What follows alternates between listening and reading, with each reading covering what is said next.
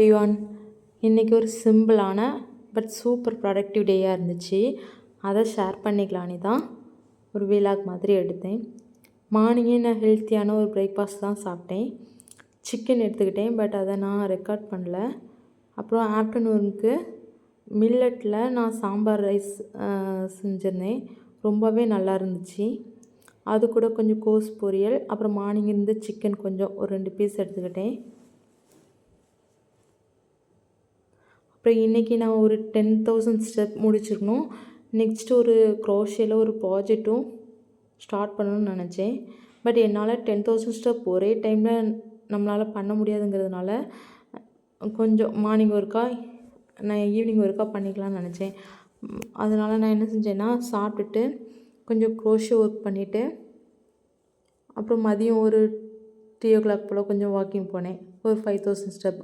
அப்புறம் ஈவினிங் ஒருக்கா ஒரு 5,000 ஸ்டெப் போனேன்.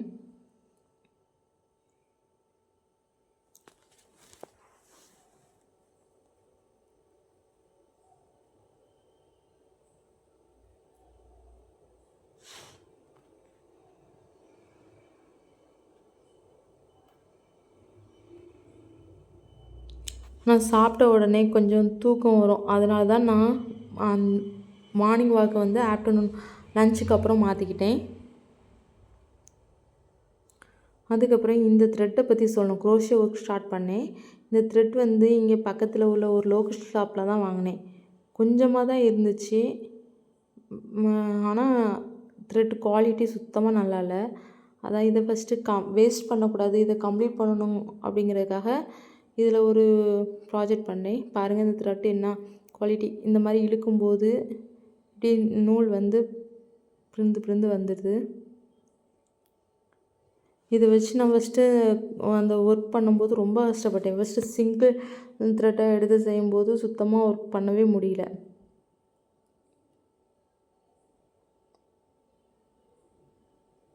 சாஃப்டாக தான் இருக்குது, ஆனால் இது நல்லா இல்லை. இதில் வந்து அதனால் நான் என்ன செஞ்சேன்னா, இந்த மாதிரி மிடில்லேருந்து சென்டர்லேருந்து த்ரெட்டை எடுத்தோன்னா நம்மளுக்கு இன்னொரு எண்ட் பார்ட்டும் கிடைக்கும். மேலே உள்ள ஆல்ரெடி இந்த எண்ட் பார்ட்டையும் வச்சு நம்ம டபுள் ஸ்டென்ஸ் எடுத்து செய்யலாம். ஃபஸ்ட்டு சிங்கிள் ஸ்டென்ஸ் எடுத்து செய்யும்போது ரொம்ப கஷ்டமாக இருந்து. பாருங்கள், நான் ஒரு சிங்கிள் ஸ்டென்ஸ் எடுத்து செய்கிறேன். இது நான் ஆல்ரெடி நோட்ஸ் எடுத்து வச்சுருது. அதை வச்சு செய்யும்போது எப்படியாவது ப்ராஜெக்ட் பண்ணிடலான்னு பார்த்தா அது எனக்கு முடியவே இல்லை.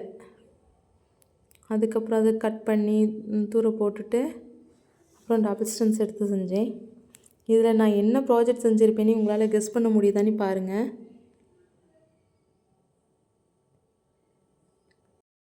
அப்புறம் டபுள் ஸ்டென்ஸ் எடுத்து செஞ்சேன். அந்த டைமும் எனக்கு அந்த ப்ராஜெக்ட் ஒழுங்காக வரல,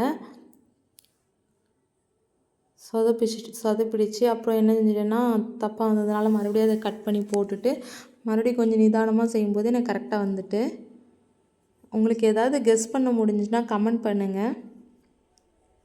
அப்புறம் இதில் வந்து 2 இது செஞ்சு வச்சுட்டு அப்புறம் கொஞ்சம் ஈவினிங் வாக்கிங் மறுபடியும் போக ஆரம்பிச்சிட்டேன். இன்றைக்கி மேக்ஸிமம் என்னோடய டார்கெட்டை அச்சீவ் பண்ணிட்டேன்.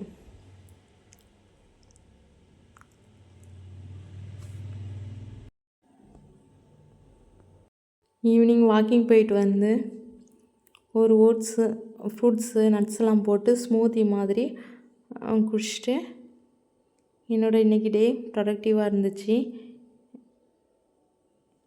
நீங்களும் இந்த மாதிரி உங்களோட லைஃப்பில் ப்ரொடக்டிவாக ஏதாவது யூஸ்ஃபுல்லாக கொண்டு போகிற மாதிரி பாருங்கள். ஃப்ரீ டைமில் ஸ்க்ரோல் பண்ணுறதை விட்டுட்டு இந்த மாதிரி க்ரோஷே, ஆரி ஒர்க் இதை மாதிரி உங்களுக்கு தேவையானதை கூட நீங்கள் செஞ்சுக்கலாம். என்னோடய வீடியோ பிடிச்சிருந்தால் லைக் பண்ணுங்கள், ஷேர் பண்ணுங்கள், சப்ஸ்கிரைப் பண்ணுங்கள்.